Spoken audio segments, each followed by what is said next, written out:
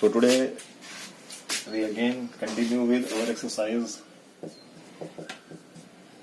3.3 and question number 3. I hope you have enjoyed my video. So let us see what is question. ये दो number की बात कर रहे हैं. They are talking about two numbers. Let large number and small number. ये two numbers. Let one number.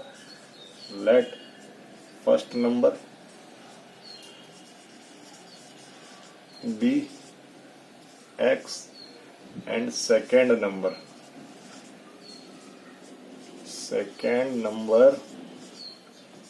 be y. ये दो नंबर की बात कर रहे हैं. थर्ड का फर्स्ट पार्ट है. और क्या बोल रहे हैं? The difference between two number. It means difference की बात कर रहे हैं तो हम इसको ये भी लिख सकते हैं ये लार्ज है, या हम ऐसे ये लार्जर है और ये स्मॉलर है.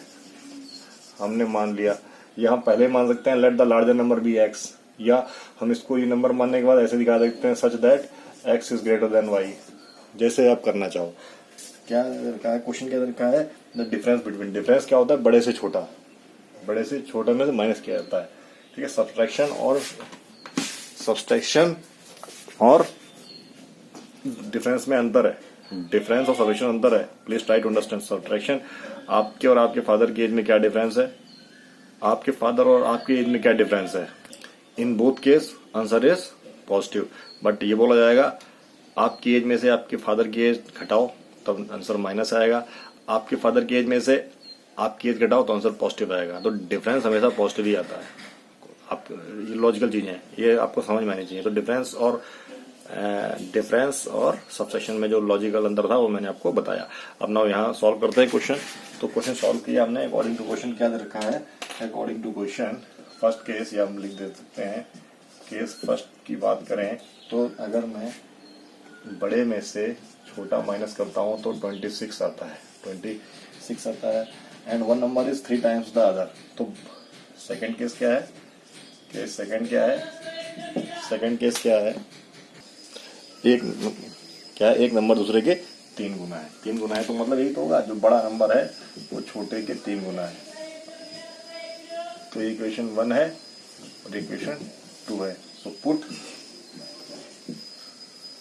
x equal to 3y in first. Put कर देते हैं. क्या आएगा हमारे पास? 3y minus y equal to 26. तो यहां से डायरेक्ट y को हम क्या लिख सकते हैं? ये 2y हो जाएगा तो 13 आ जाएगा. देयरफॉर x क्या आ जाएगा? x क्या आ जाएगा? 3 इंटू ये 39. देखो 39 आ गया. इसका क्या मतलब हुआ?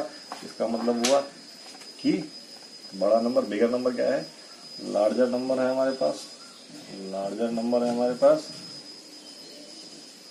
39. और स्मॉलर नंबर क्या है?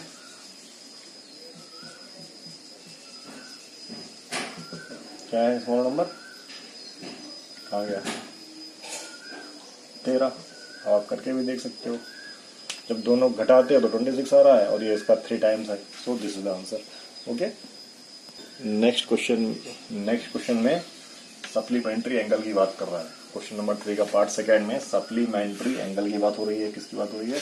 सप्लीमेंट्री एंगल की बात हो रही है. और सप्लीमेंट्री एंगल क्या होते हैं? अगर दो एंगल सप्लीमेंट्री हैं तो ए एंगल और बी एंगल सप्लीमेंट्री हैं तो दोनों का सम कितना होना चाहिए? 180. ठीक है. 180 हो रहा है. तो हम यहाँ भी मान सकते हैं फर्स्ट एंगल सेकंड एंगल को भी मान सकते हैं, या मान सकते हैं लेट लार्जर एंगल, जैसे हमने वहां बताया था. तो हमको बार बार लिखने की जरूरत नहीं पड़ेगी. Larger angle. तो लार्जर एंगल अगर हमारे पास क्या है? एक्स से 1 एंगल ही मान सकते हैं. और स्मॉलर एंगल तो क्या हो जाएगा? Smaller angle. ऐसा भी हो सकता है कि दोनों एंगल बराबर आ जाए. हो सकता है. कुछ केस तो हो सकता है. अच्छा, तो क्या बोला गया है? The larger of two supplement angle exceed the smaller by 18 degree. तो क्या बोला गया है? The larger of two supplementary angle exceed the smaller by, मतलब जो बड़ा वाला है. केस फर्स्ट क्या है? केस फर्स्ट हमारे पास है जो बड़ा वाला है वो छोटे वाले से 18 ज्यादा है. First equation. और दूसरा क्या बोला गया है? मतलब लार्जर 18 कम है या ज्यादा है, कुछ भी कर सकते हैं हम लोग, ठीक है। अच्छा, तो फाइंड द एंगल, और हमको ये भी पता है क्या है, वी नो, हम जानते हैं, क्या जानते हैं, वी नो कि अगर हम x और y को ऐड करते हैं तो 180 आता है, ठीक। तो पुट y, यहाँ पे y पुट कर दिया, पुट y, तो y क्या आ जाएगा, देखो हमने पुट किया x plus what, x plus 18, y को हमने पुट किया यहाँ पे, तो क्या आ जाएगा x प्लस 18 प्लस 180, तो ये हो जाएगा 2x, और ये यहाँ के वहां जाके माइनस होगा, तो क्या आ जाएगा 162, मतलब ये कौन सा एंगल आ गया, 81, एक एंगल 81 आया। सो देयरफॉर y क्या आया, y आया हमारा व्हाट, y क्या आया, y आया 81 plus 18, that is 99।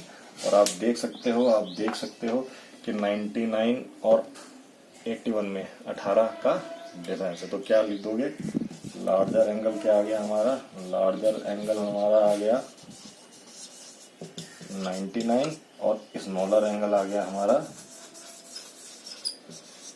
Smaller angle आ गया हमारा 81। So please pause the video, note it down.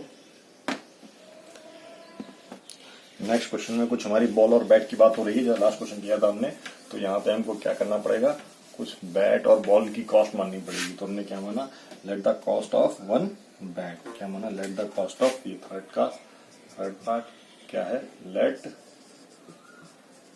The cost of one bat, bat की रुपीज क्या हो गई, एक्स हो गई, और कॉस्ट ऑफ बॉल, एक बॉल की कॉस्ट क्या हो गई, रुपीज वाई हो गई, क्या हो गया, cost of one ball, cost of one ball, marker dark हो रहा है, कॉस्ट ऑफ वन बॉल की वैल्यू क्या हो गई, वाई। तो अब केस वन क्या है, केस वन हमारा है, केस वन की उसने क्या किया, 7 बॉल और 7 बैट और 6 बॉल, कितने खरीदे 3800 रुपीज खरीदे। जबकि केस टू क्या है, केस टू है, उसने 3 बैट और 5 बॉल कितने की खरीदी, 1750 रुपए की, 1750 रुपए की, यहाँ रुपीज लिखने कर देंगे। तो ये कंडीशन हमारे पास, 2 इक्वेशन आ गई हमारे पास, 2 इक्वेशन। तो ये इक्वेशन आ गई, तो हम फ्रॉम फर्स्ट इक्वेशन से या सेकंड इक्वेशन से वैल्यू निकाल लें। तो ये छोटी वैल्यू लग रही है, तो हम कहाँ फ्रॉम सेकंड से निकालते हैं, क्योंकि जो छोटी होती है उससे निकालने में ज्यादा बेनिफिट रहता है, ठीक रहता है। तो हम निकालेंगे, क्या आ जाएगा, चलो एक्स की वैल्यू निकालते हैं यहाँ से, फ्रॉम सेकंड से निकाली, तो क्या आ गई, एक्स की वैल्यू आ गई 750 माइनस ये वैल्यू आ गई, पुट इन फर्स्ट, हमने पुट इन फर्स्ट में पुट की, तो देखो 7 इंटू क्या है 750 माइनस 5y इंटू 3, और ये क्या हो गया 6y इज इक्वल टू 3800। अच्छा, अब मल्टीप्लाई 3 से कर देते हैं, मल्टीप्लाई बाय 3, जब 3 से मल्टीप्लाई करेंगे तो क्या आएगा, ये क्या हो जाएगा, ये तो ऐसे लिखा रहेगा, इक्वेशन ये तो ऐसे ही लिखा रहेगा। हाँ, ये मल्टीप्लाई हो जाएगी, क्या आ जाएगी 18y, और इसमें मल्टीप्लाई क्या आ जाएगा 90 और 24 114, जब 3 से मल्टीप्लाई करेंगे तो ये ऐसे आ जाएगा, ठीक है। अब तो 7 से मल्टीप्लाई करके देखते हैं, तो ये क्या हो जाएगा 0 3 2 12, और ये 35y, और ये 18y, और ये 114। Okay, so how can you solve this. तो नाउ अब इसको माइनस किया तो क्या आ गया, ये 17y, और ये जब वहां जाके माइनस करेंगे तो क्या आ जाएगा, देखो 11400 माइनस 12250, 450 माइनस किया, ये आ गया माइनस का 850, ये आ गया माइनस का 850, माइनस 17y, सब माइनस माइनस कट गया, y की वैल्यू कितनी आ गई 50, y की वैल्यू 50 आ गई, y की वैल्यू 50 आ गई। Therefore x equals to what, x की वैल्यू कैसे निकालेंगे, 50 माइनस y इंटू 50, और नीचे क्या है हमारे पास 3, तो कटा तो नहीं कटा, ओके। सो 750, ये हो गया 350 बटे 3, कितना जाएगा 350 बटे कितना हो जाएगा 1400 बाई 3, कितना देखते हैं, okay. There little bit mistake is there, it is a 5 sorry for that, it is a 5, तो ये 250 आएगा, तो ये क्या आ जाएगा 1500 बटे 3, दैट इज व्हाट 500। तो वी कैन से लास्ट में आंसर आप देख लेना कि बैट की कॉस्ट कितनी आई 500 और इसकी कॉस्ट कितनी आई 50, okay. So this is the way we solve the question. So we have completed third part of question number 3 in which some bat and balls are given. उनकी कॉस्ट देर, तो cost हमने मानी और solve किया, और try to if you not able to see, सुना करो मैं क्या बोल रहा हूँ, ठीक है। इस तरीके से क्वेश्चन सॉल्व हो जाएगा। Now let us proceed to question number 4. So we are at fourth part of question number 3 and this question is little bit more interesting. और ऐसा क्वेश्चन हमने क्लास 9 में किया भी था कि इसमें कुछ फिक्स चार्जेस की बात कर रहा है, फिक्स चार्जेस की बात हो रही है, कुछ फिक्स चार्जेस और ट्रेवल पर किलोमीटर चार्जेस, इसकी बात हो रही है। मतलब इसको मैं लेट कर लेता हूं, लेट, तो फिक्स चार्जेस क्या है ₹X, जबकि पर किलोमीटर चार्जेस क्या है ₹Y। ये कुछ हमारे पास चार्जेस हैं, तो इसकी बात हो रही है। तो अब मतलब पर किलो चार्जेस, अच्छा पहले केस बना लेते हैं। अच्छा क्या बता रहा है कि अगर वो 10 किलोमीटर चल रहा है, केस 1 क्या है, अगर वो केस 1 यहाँ देखते हैं, केस वन में उसने जर्नी कितनी की है 10 किलोमीटर की, कितनी जर्नी की है 10 किलोमीटर की जर्नी की है, और पैसे कितने दिए हैं, पैसे दिए हैं उसने 105 रुपये, पैसे दिए हैं उसने 105 रुपये। जबकि केस 2 में उसने जर्नी कितनी की है, केस 2 में जर्नी की है उसने 15 किलोमीटर, कितनी जर्नी की है 15 किलोमीटर की जर्नी की है, और पैसे दिए हैं कितने 155 रुपीज। ये चीज है 155 रुपीज, यही तो है। ये समरी लिख दी मैंने, लिख दी है समरी कि क्या है कि जब उसने 10 किलोमीटर की जर्नी की है तब उसने 105 रुपीज दिए हैं, और जब उसने 15 किलोमीटर की जर्नी की है तब उसने 155 रुपीज दिए हैं। तो क्या हुआ, मतलब इसका ये हुआ, इसमें उसके कुछ फिक्स चार्जेस भी होंगे और पर किलोमीटर चार्जेस भी होंगे। फिक्स चार्जेस मतलब जैसे ही वो टैक्सी पे बैठा, उसने बोर्ड किया तो उसके X रुपये पड़ गए, उससे बोला 100 रुपये लाओ बैठने के, और फिर जितने किलोमीटर चला उसके हिसाब से उसे 1 किलोमीटर के अगर Y पड़ रहे हैं तो जितने किलोमीटर चला उतने पैसे देने पड़ेंगे। तो कितने किलोमीटर चला, वो चला 10 किलोमीटर, और X उसके बैठने के पड़े थे, तो टोटल चार्ज कितने हुए, कितने पैसे देने पड़े। तो ये समझने के लिए आप इसको मिटाल भी सकते हैं और इसको लिखा भी दे सकते हैं जैसे, मतलब लेकिन ये रफ वर्क है, ये हमारा क्या है रफ वर्क। तो क्या हो गया कि इसमें डायरेक्ट में दोबारा यहाँ लिख रहा हूँ, ये फेयर के लिए नहीं है, ये रफ के लिए था। तो क्या हो गया, केस पहला क्या हो गया हमारा X plus 10Y equals to 105, ठीक है। और केस 2 क्या हो गया, केस 2 हो गया मेरा X plus 15Y equal to 155। ये इक्वेशन 1, ये इक्वेशन 2, ठीक है। अच्छा तो ये केस हो गया मेरा। अब मैं हो सकता है इसको ये ना लिखूं तब भी चल जाएगा, ठीक है। ये रफ वर्क है केस टू डायरेक्ट लिख सकते हो, या आप लिखना चाहो लिख भी सकते हो। अब यहां से अगर मैं देखता हूं, यहां से कहीं से भी देख सकता हूं, x की वैल्यू क्या है मेरे पास, 105 minus 10y। Put in second, put in second, तो पुट इन सेकेंड क्या हो जाएगी, 105 minus 10y plus 15y equal to 155। अब ये वहां जाके कट जाएगा तो क्या आ जाएगा मेरे पास, तो सिंपली 5y, और ये वहां जाके थोड़ा माइनस हो गया 50, तो ये हो गया मेरे पास 10।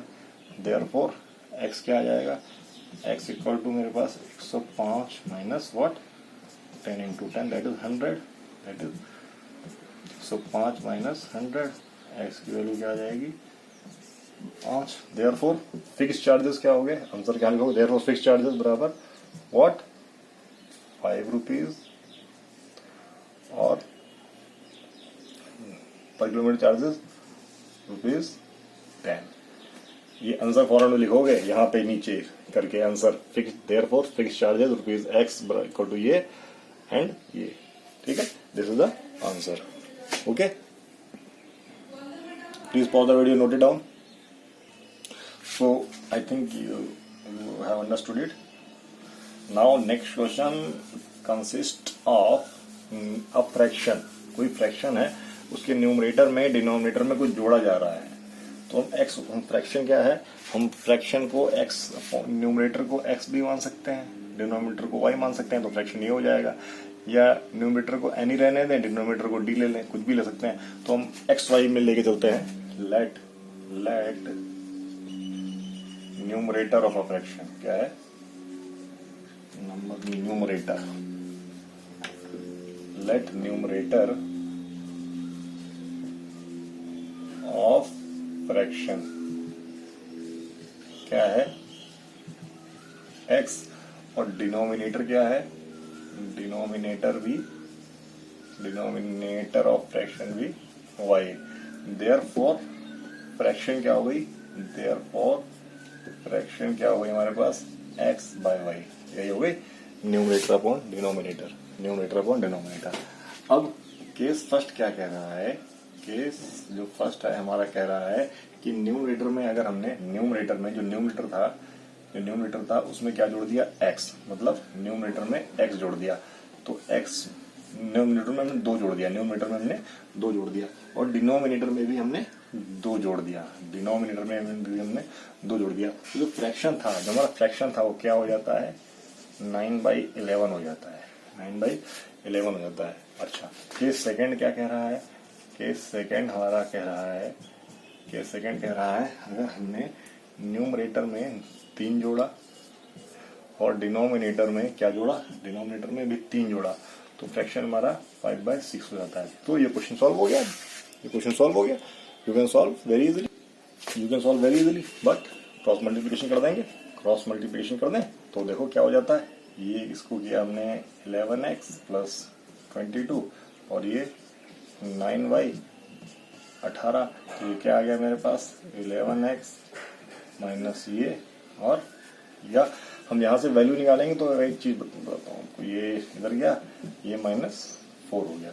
अच्छा, हमको तो वैल्यू निकालनी है, तो डायरेक्ट वैल्यू निकालना है यहाँ से, ये हम स्टेप ना करें तब भी चल जाएगा, हम सीधे इसको इधर लेके आए तो y की वैल्यू क्या हो जाएगी, ये यहाँ हुआ तो हमारे पास y की वैल्यू आई, यहाँ से y equal to 11x plus 4/9, कुछ भी कर सकते हैं, मैं तो रिकमेंड करूंगा क्योंकि सब्स्टिट्यूशन मेथड लगा रहे हैं तो हम वैल्यू ही ये निकालें। अच्छा, क्योंकि अच्छा आगे बताते हैं, फिर ये y की वैल्यू आ गई, देखो कैसे, ये यहाँ पे आया तो x ये यहाँ से माइनस हो जाएगा, 22 में से 18 माइनस हुआ, 4 आया, 11 तो है ही, और ये 9 इसका, ये यहाँ पे हम डायरेक्ट भी पुट कर सकते हैं और बाद में भी पुट कर सकते हैं, तो पहले इसको हम क्रॉस मल्टीप्लाई कर सकते हैं, कर लें, तो जब क्रॉस मल्टीप्लाई करेंगे तो हमारे पास क्या आ जाएगा,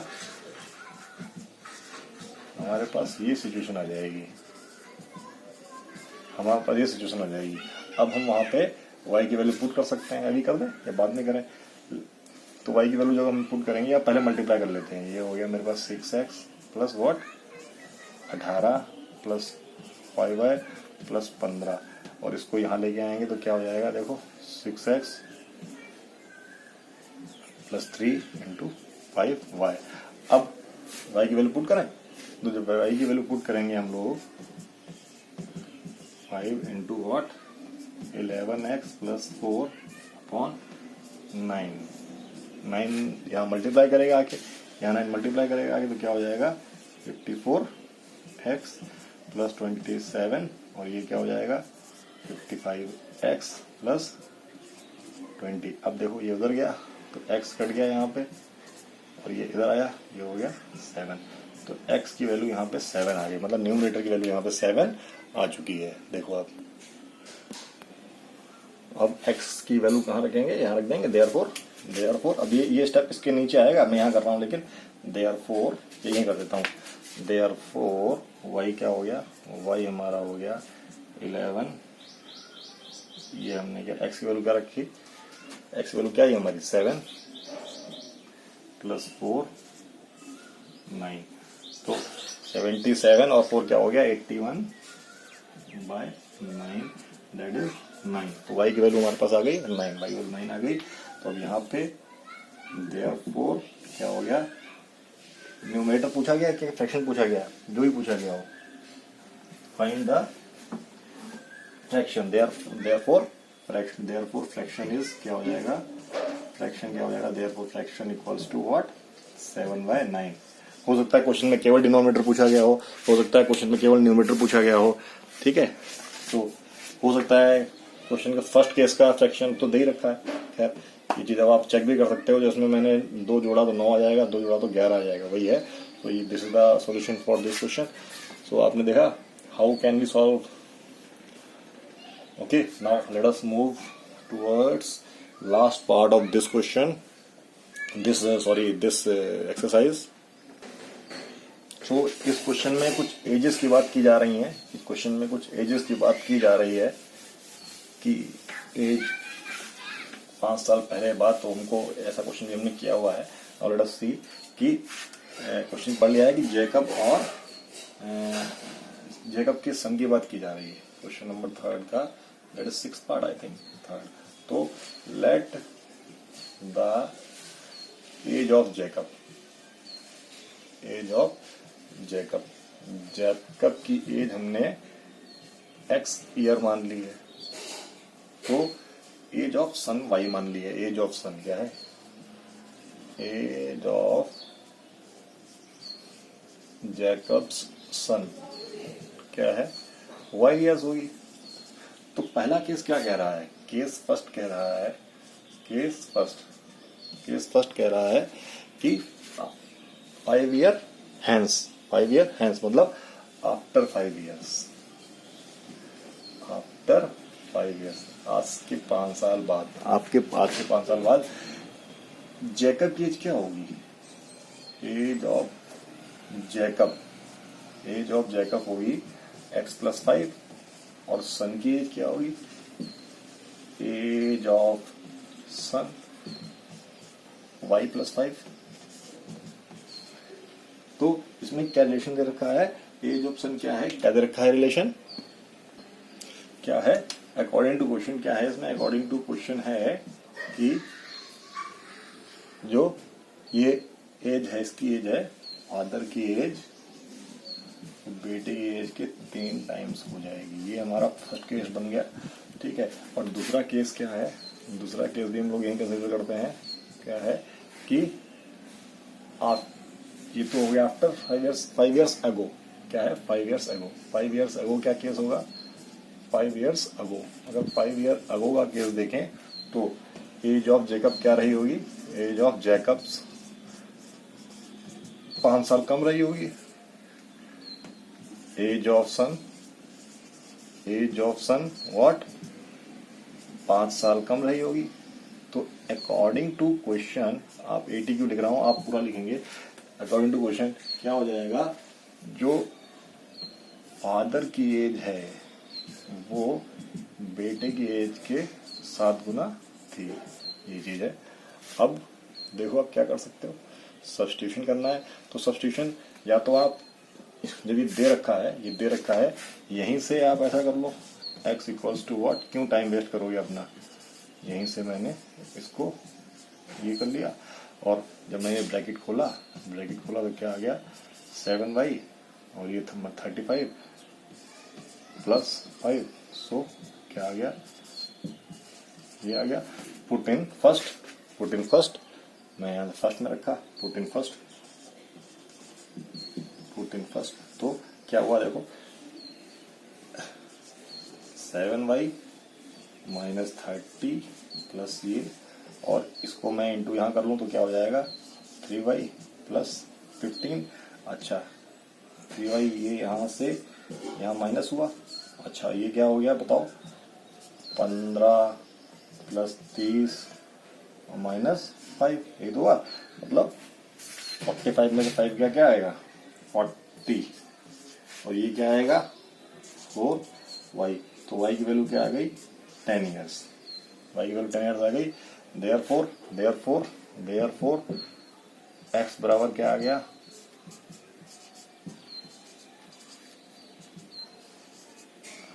क्या आ गया, अरे 4 में पुट कर दिया, 10 पुट करना है ना, x को हमने क्या पुट किया 10, तो ये क्या हो गया 70 माइनस 30 दैट इज व्हाट 40, तो क्या हो जाएगा देयरफॉर जैकब्स एज क्या हो जाएगी मेरे पास 40 ईयर, और सन्स एज क्या हो जाएगी, सन्स एज हो जाएगी मेरे पास 10 ईयर्स, और ये आप सॉल्व भी कर सकते हो। 5 साल के बाद ये 45 होगा या 15 होगा, 3 टाइम्स होगा, 5 साल पहले ये 35 और 5 रहा होगा 60 टाइम्स होगा। तो hope you have enjoyed the video and I have tried my best to make you understand all the aspects of exercise, and if you say solution is very slow, so again you can आपके पास option है fast and forward का। मैं चाहता हूँ हर बच्चा देखे और बाद में भी देखे, जब इसका टीचिंग लाइक फीलिंग आनी चाहिए, क्योंकि ये अगर एक एक्सरसाइज पे क्या अगर मैं क्लास में पढ़ा रहा होता तो कम से कम 8 घंटा तो लगना ही था। सो वही चीज़ मैंने लगाई है यहाँ पे, and this is the substitution method, and substitution method is over. Hope you have like the video, keep watching my video, keep sharing my videos for those students who cannot get a quality education. So have a nice day.